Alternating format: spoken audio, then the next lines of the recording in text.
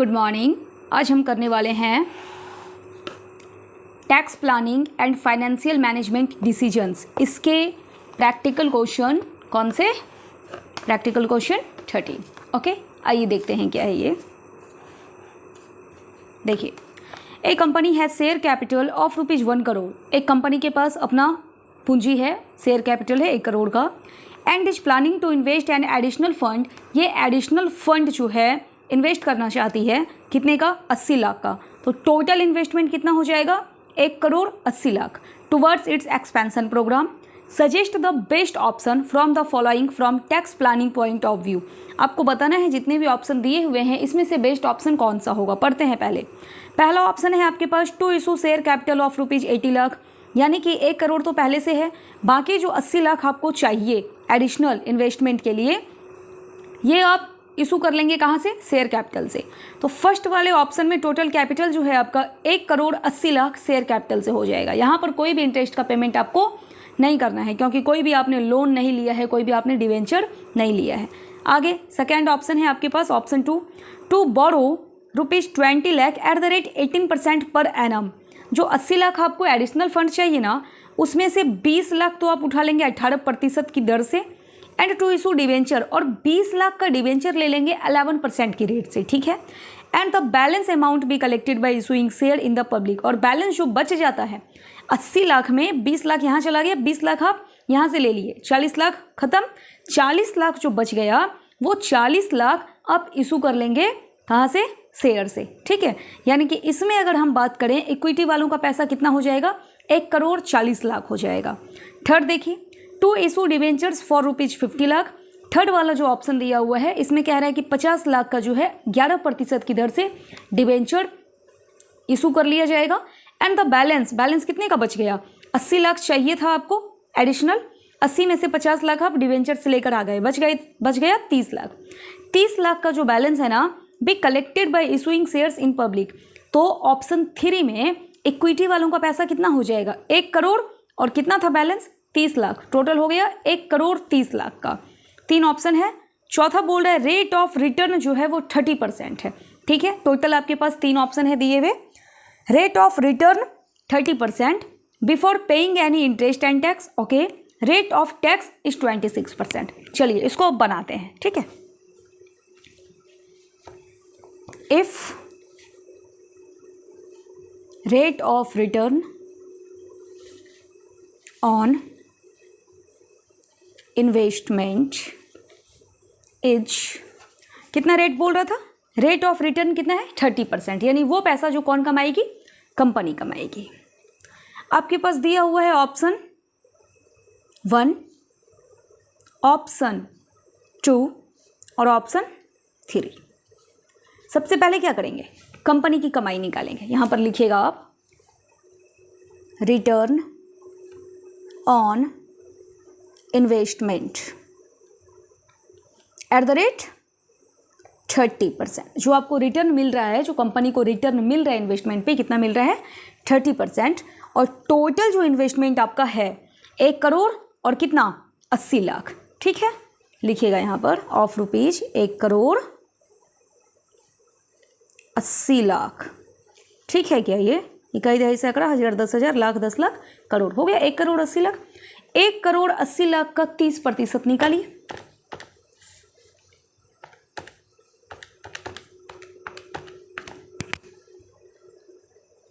कितना आ गया? 54 लाख। 54 लाख यहाँ पर कंपनी कमाएगी। इस ऑप्शन में भी कंपनी की कमाई है 54 लाख और यहाँ भी है 54 लाख, ठीक। अब इसमें से माइनस करेंगे जो भी आपको इंटरेस्ट देना है। फर्स्ट वाले ऑप्शन में देख लीजिए, to issue share capital of ₹80 lakh. First option में आपको कुछ भी इंटरेस्ट का पेमेंट नहीं करना है, ठीक है। सेकेंड वाला ऑप्शन देखिए, to borrow ₹20 lakh at the rate 18% per annum. बोरोविक्स जो है आपका 20 लाख का है। ध्यान रखिएगा ऑप्शन 2 है, ऑप्शन 1 में कुछ भी नहीं करना है। माइनस करेंगे, इंटरेस्ट ऑन बोरोविंग्स लिख देते हैं, ठीक है। Interest on borrowings eight the rate कितना है? 18%। 20 लाख पे @18%। यहाँ पे तो नहीं करना है, यहाँ पर करना है। 20 लाख का 18% निकालिए, 20 लाख का 18%, 3,60,000। यहाँ पर इंटरेस्ट माइनस होगा बोरोविंग्स का 3,60,000। ठीक है, अब देखिए ऑप्शन 2 और क्या क्या है। एंड टू इशू डिवेंचर्स, यहाँ पे डिवेंचर वाले को भी आपको इंटरेस्ट का पेमेंट करना होगा। डिवेंचर कितने का है? 20 लाख का 11% रेट है इसका, 20 लाख का 11% और माइनस करना है इंटरेस्ट ऑन डिवेंचर्स क्या रेट है डिवेंचर का? 11%। ऑप्शन ए है क्या? नहीं भाई, ऑप्शन 1 नहीं है, ऑप्शन 2 में था। कितने का डिवेंचर है? ऑप्शन 2 में डिवेंचर है 20 लाख का, रेट है 11%। 20 लाख का 11% निकालिए कितना होता है? कितना हो गया? 2,20,000। यहाँ पर इंटरेस्ट का पेमेंट करना होगा आपको कितने का? 2,20,000 का। यहाँ तक ठीक है, आगे बढ़ते हैं। यह बोल रहा है and the balance amount be collected by issuing shares in the public, बाकी का जो पैसा है वो इक्विटी वालों का। ठीक है, थर्ड ऑप्शन देखिए, to issue debentures for ₹50 lakh @11% पर एनम। तीसरा ऑप्शन में 50 लाख का डिवेंचर, रेट आपका 11% है। यहाँ भी डिवेंचर आपका 11% था, तो 50 लाख पे 11% निकाल कर हम यहाँ पर लिख देते हैं। ठीक है, यही होगा ना इंटरेस्ट ऑन डिवेंचर @11%। 50 लाख का 11%, 5,50,000। 5,50,000 का पेमेंट यहाँ पर करना होगा इंटरेस्ट के नाम का। ठीक है, आगे बढ़ते हैं। And the balance be collected by issuing shares in public. ठीक है, रेट ऑफ रिटर्न 30%, ये तो यही है, return on investment 30% before paying. ठीक है, टैक्स के बारे में बोल रहे हैं हमें 26%। अब आइए काम करेंगे। देखिएगा 54 लाख में कुछ भी इंटरेस्ट का माइनस नहीं करना था आपको, तो यहाँ पर कितना रह जाएगा? 54 लाख ही रह जाएगा। लिख दीजिए, 54 लाख में 3,60,000 यहाँ माइनस कर रहे हैं, 2,20,000 इंटरेस्ट आप यहाँ दे रहे हैं, तो 54 लाख में ये दोनों को माइनस कर दीजिए, कितना हो गया? 54 लाख में 3,60,000 चला गया और फिर 2,20,000 चला गया, कितना हो गया ये? 48,20,000। यहाँ पर लिख देंगे 48,20,000। 54 लाख में यहाँ पर इंटरेस्ट का पेमेंट कितना हो रहा है? यहाँ पे कुछ भी नहीं है, डैश देकर छोड़ दीजिए, क्योंकि ऑप्शन 3 में आपने कोई भी बोरो नहीं किया था, डिवेंचर लिया था, तो डिवेंचर का इंटरेस्ट आपने कैलकुलेट कर लिया। यहाँ पर 54 लाख में 5,50,000 चला गया, 54 लाख में 5,50,000 चला गया, कितना आ गया? 48,50,000। 48,50,000। ये जो प्रॉफिट है आपका कौन सा है? प्रॉफिट बिफोर टैक्स है। लिख दीजिए यहाँ पर profit before tax, profit before tax. अब क्या करेंगे इसमें? हम टैक्स का पेमेंट कर देंगे, माइनस कर देंगे टैक्स। कितना दिया हुआ था @ देखिए आपका क्वेश्चन कितना बोल रहा है? Tax, rate of tax is 26%, tax @ 26%। 54 lakh का 26% निकालिए, यहाँ लिखिए। 48,20,000 का 26% निकालिए, यहाँ लिखिए। 48,50,000 का 26% निकालिए, यहाँ पर लिखिए। इतना कर लिया आपने। यहाँ पर जो आपका टैक्स आया 14,04,000, ऑप्शन 2 में 12,53,200 और यहाँ ऑप्शन 3 जो है 12,61,000। ये जो था आपका प्रॉफिट बिफोर टैक्स, इसमें से टैक्स को क्या कर देंगे? माइनस कर देंगे। टैक्स माइनस करने के बाद जो प्रॉफिट बच जाएगा वो किसके लिए होगा? इक्विटी वालों के लिए होगा। यहाँ पर आप लिख दीजिए, आप profit available for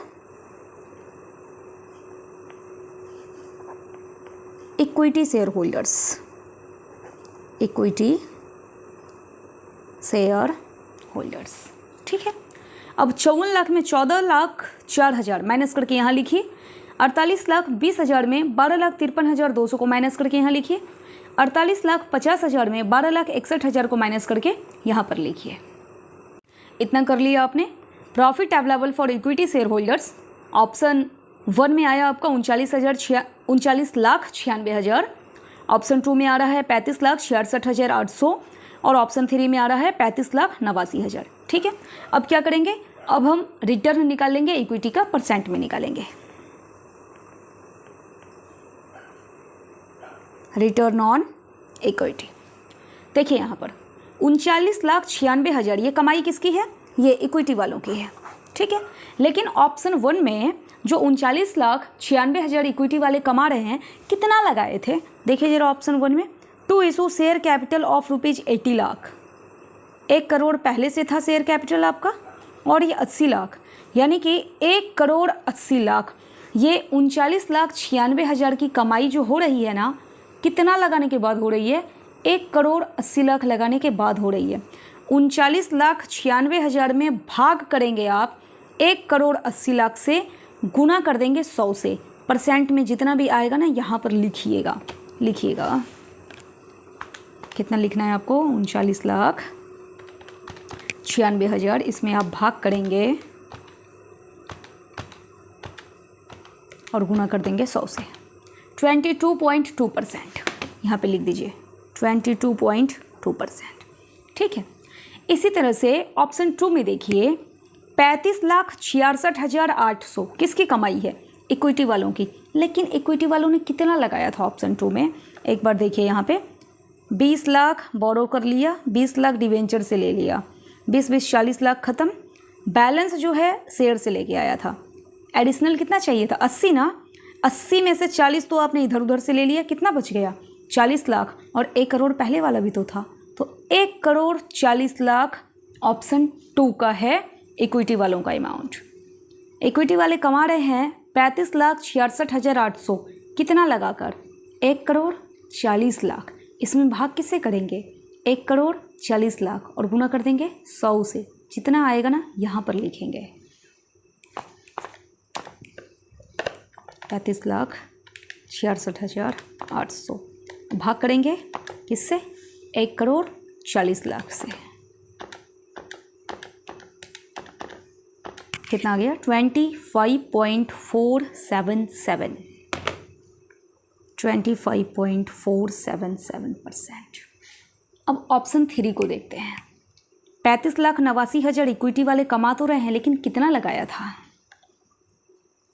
2 issue debenture, 50 lakh का तो डिवेंचर ले लिया, और बैलेंस 80 लाख चाहिए था एडिशनल, 80 में से 50 आप डिवेंचर से उठा के लेके आ गए, बैलेंस कितना बच गया, 30 लाख, और 1 करोड़ पहले से था, तो 1 करोड़ 30 लाख ऑप्शन 3 में इक्विटी वालों का पैसा है लगा हुआ। 35,89,000 की कमाई जो हो रही है ना, 1 करोड़ 30 लाख लगाने के बाद हो रही है, तो इसमें भाग करेंगे किससे, 1 करोड़ 30 लाख से, और गुना करेंगे 100 से, जितना भी आएगा यहाँ पर लिखिएगा आप।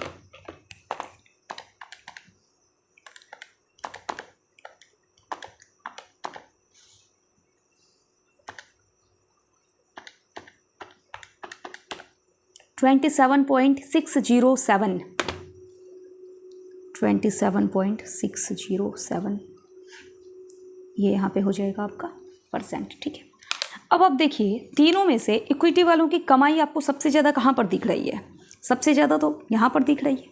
ठीक है, अब आप अपना कंक्लूजन लिखेंगे, क्या लिखेंगे कंक्लूजन में, if rate of return on investment is at the rate 30%, then question क्या बोल रहा था आपको, suggest the best option from the following, then option 3 is the best option. बस हो गया, कंक्लूजन के साथ ही आपका आंसर जो है इसका कंप्लीट होता है। Okay, thank you.